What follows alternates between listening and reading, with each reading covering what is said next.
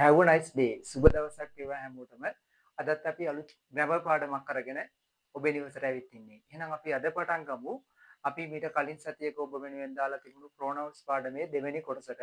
ඒ තමයි pronouns වල විශේෂයෙන් අපි වැඩිපුරම ඉංග්‍රීසි වල කතා කරන කොටසක්. නැත්නම් අපිට වැඩිපුර ඉංග්‍රීසි කතා කරද්දී ඕන වෙන ප්‍රධාන මාතෘකාවක් තමයි මේක. ඒ නිසා අපි ඒ ගැන හොඳ අවධානයක් දීලා පාඩමට යමු. right.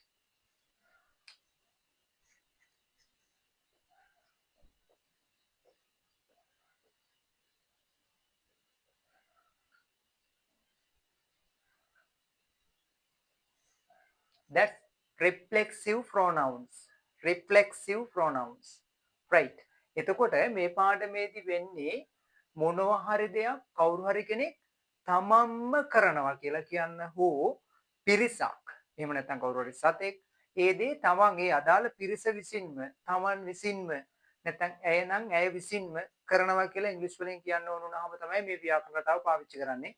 ව්‍යාකරණ රටාව නෙමෙයි මේ pronouns වල මේ අවස්ථාව පාවිච්චි කරන්නේ. එතකොට අපි සරල උදාහරණයකින් පාඩම තේරුම් ගන්න උත්සාහ කරමු. පළවෙනි මාතෘකාව පළවෙනි වාක්‍ය රටාව. ඇයම රචනාව ලියයි. ලියනවා. ඇයම රචනාව ලියනවා. right. පුතේ මෙච්චරයි කරන්න තියෙනවාට මේකේ මෙන්න මේ ම කියන අකුර සම්පූර්ණයෙන් අයින් කරලා දාලා එයා ගැන හිතන්නේ නැතුව අපි අනිත් වාක්‍ය ලියා ගන්න try කරනවා. එතකොට අපි දන්නවා ඉංග්‍රීසි වල ඕනම වාක්‍යයක් ලියන රටා දෙකකින් වැදගත්ම රටාව තමයි SVO කියන රටාව. කියන්නේ subject verb object කියන රටාව. එතකොට මේ වාක්‍යයේ ක්‍රියාව කරන කෙනා ඇය. ඇයට කිව්වා අපි she කියලා. she ඊළඟට අපි පාවිච්චි කරනවා රචනාව කියන එක නෙමෙයි verb එක තමයි පාවිච්චි කරන්නේ. ඒ කියන්නේ write. write කියලා අපිට වාක්‍යයක් කියන්න බෑ. මොකද present tense වාක්‍යයක්. ඒ නිසා she writes කියලා කියන શબ્දය ඇඩ් කරනවා. she writes රචනාව හින්දා වඩා ලස්සනයි the essay. the නෙමෙයි the essay හේතුව මෙයා vowel sound එකකින් පටන් ගන්න නිසා. එතකොට උත්තරේ වෙනවා she writes the essay. ඇය රචනාව ලියනවා කියලා නම් ලියලා ඉවරයි. ඇයම කියලා පෙන්වන්න අපි මේ වාක්‍ය අවසානයේ ඇඩ් කරනවා කවුද? මෙන්න මේ කෙනා. herself. herself. okay. එතකොට ඔයා highlight කරගන්න ඕනවා note එකක් දාගන්න ඕන නම් මෙන්න මේ පදේ herself කියන කෙනා. එතකොට මෙතන අපි තව example එකක් ගමුකෝ. ඔහුම රචනාව ලියයි නම් herselfද? නෑ. ඔහුම රචනාව ලියයි නම් himself. himself. ඔවුන්ම රචනාව ලියයි නම් themselves. themselves. right. එතකොට ඔයාම රචනාව ලියයි yourself. right. ඔන්න කොහොමයි පුතේ ව්‍යාකරණ රටා ටික සහ පද ටික හැදෙන්නේ පද රටාව. මට ඔයාලට කියා දෙන්න ඕනේ she writes the essay herself. ඇයම රචනාව ලියයි කියලා ඉංග්‍රීසි වලින් කියන විදිය. මමම රචනාව ලියයි. අපිම වෙසක් කූඩුව හදනවා. ඒ වගේ. අපි තව පොඩ්ඩක් ඉස්සරහට මේ පාඩමට යමු. හරි. ඔයාලට මම පැහැදිලි කරන්නම් මේ reflexive pronoun කියන එකේදී භාවිත වෙන පද ටික pronouns ටික වෙනස් වෙන විදිය මුලින්. මොකද එතකොට ඔයාලට පාඩම තේරුම් ගන්න ලේසි. ඒ නිසා I නම් වෙනස් කරගන්නලු myself කියලා. I නම් myself.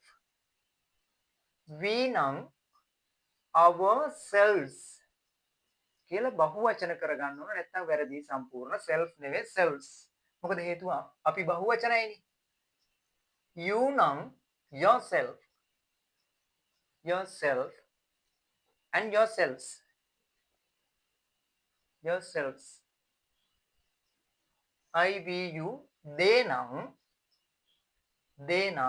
themselves. themselves. I we you they he නම් himself. himself. පුතේ මේ ගොඩක් අය කරන වැරද්දක් මේ වචන දෙක දුරස් කරලා ලියනවා. එතකොට වැරදි. she නම් herself. it නම් itself. okay. මෙන්න තේරුම්. මමම අපිම ඔයාම ඔයාලම ඔවුන්ම ඔහුම ඇයම ඌම එහෙම නැත්නම් ඒකම එයම. මෙන්න තවත් උදාහරණයක්. I prepare notes. මම සටහන් පිළියෙල කරනවා. සටහන් ටික හදා ගන්නවා. මමම පුතේ වාක්‍යයකට myself කියන කෙනා ඇඩ් කරගන්න පමණමයි මේ පාඩමේදී තියෙන්නේ. එතකොට මමම කියලා හැදිලා ඉවරයි. එතකොට මෙයා ලියන තව ක්‍රමයක් තියෙනවා පුතේ. ඒ තමයි කර්තෘ සහ ක්‍රියාපදයේ අතරට මේ අවස්ථාව දාගන්නවා මෙන්න මෙහෙම. I myself prepare notes. I will give you another example. They play cricket. They play cricket themselves. Themselves. Next one. They themselves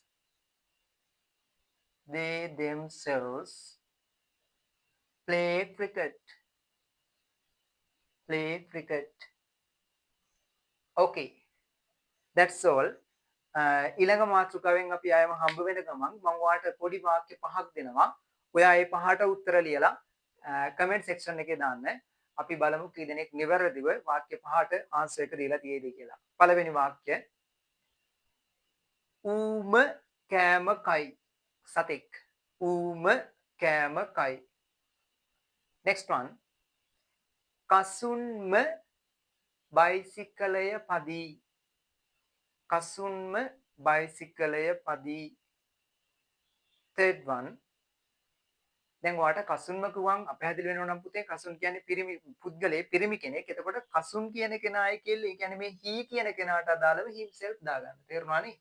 හරි ඊළඟ වාක්‍ය. ගුරුවරුන්ම ප්‍රශ්න පත්‍ර සාදයි.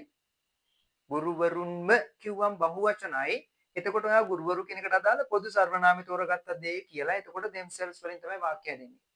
ගුරුවරුන්ම ප්‍රශ්න පත්‍ර සාදයි. Next one. වෛද්‍යවරයාම බෙහෙත් දෙයි. සාමාන්‍යයෙන් ડોක්ටර් බෙහෙත් දෙන්නේ නැහැ. අපිට ડોක්ටර් කරන්නේ ප්‍රෙස්ක්‍රයිබ් කරන එක.